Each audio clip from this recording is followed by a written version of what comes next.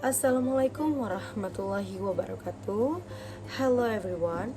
Perkenalkan, nama saya Deswita Maharani dengan NIM 203200257. Saya dari kelas MP5D.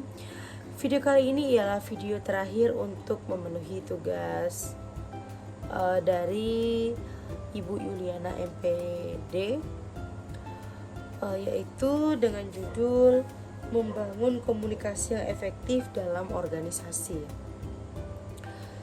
Komunikasi yang efektif menjadi salah satu kunci keberhasilan dalam menjalin hubungan.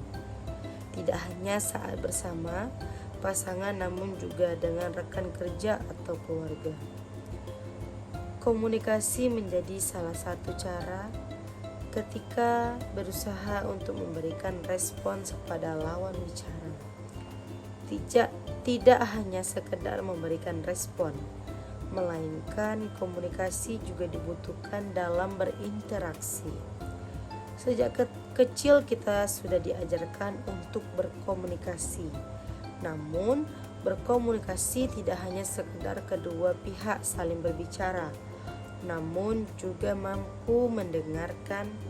Salah satu contoh komunikasi yang efisien adalah ketika kedua pihak atau lebih mampu menyimak pernyataan seseorang yang memberikan respons, bisa dalam bentuk pertanyaan atau memberikan kritik atau saran, akan menunjukkan bahwa mereka setuju atau bertentangan.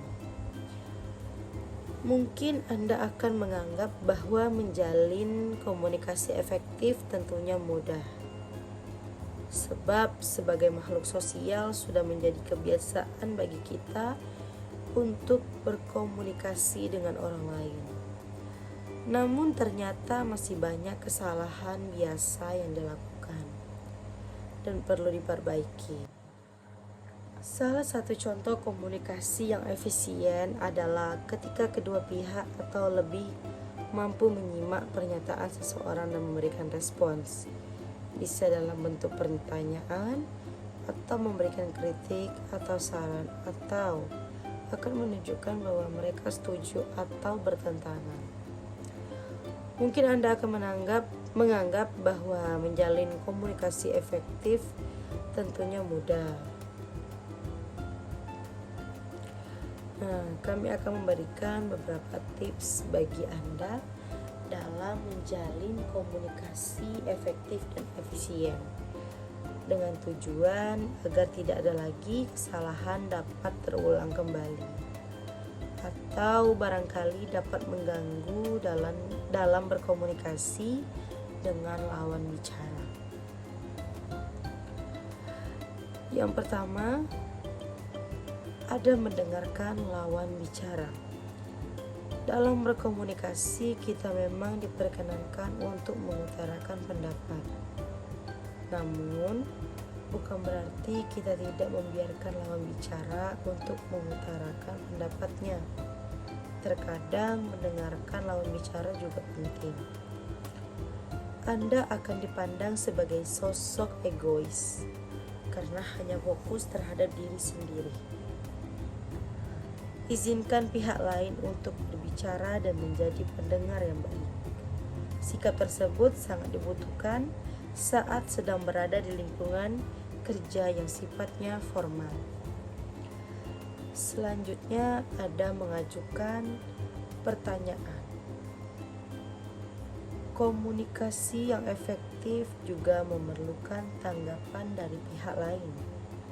Pernyataan yang telah disampaikan oleh lawan bicara memerlukan tanggapan. Bisa dengan mengajukan pertanyaan. Jika terdapat pernyataan tidak dimengerti atau mengutarakan tanggapan Anda. Dengan mengajukan pertanyaan, kita juga bisa dianggap sebagai pendengar yang baik karena mendengarkan apa yang lawan bicara coba sampaikan. Selanjutnya ada memberikan informasi dengan jelas. Dalam berkomunikasi juga perlu menyampaikan informasi secara jelas, sehingga tidak menimbulkan salah paham dari pihak lain. Penjelasan informasi dengan jelas dan akurat tentunya akan membuat lawan bicara memahami apa maksud dari yang ingin disampaikan. Selain itu, dalam dunia kerja misalnya, ketika Anda diminta untuk menyampaikan informasi kepada pihak lain, maka jangan sampai melakukan kesalahan dalam memberikan informasi, karena hal tersebut bisa menimbulkan salah paham dan berujung konflik antar pihak lain. Yang terakhir yaitu ada mengombinasikan komunikasi verbal dan non-verbal. Komunikasi yang efektif juga membutuhkan komunikasi verbal dan non-verbal di saat bersamaan agar terciptanya komunikasi yang efektif. Gerakan nonverbal seperti mengangguk atau tersenyum bisa menciptakan suasana komunikatif.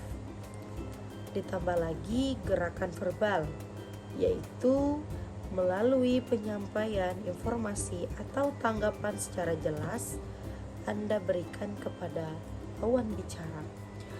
Oke guys, mungkin pembahasan terakhir cukup sampai sini. Dengan berakhirnya pembahasan terakhir tadi, maka berakhir pula tugas atau pembuatan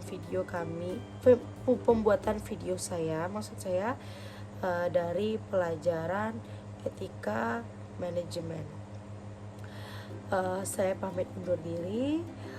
Teman-teman bisa komen di kolom komentar dari video saya mengenai mengukur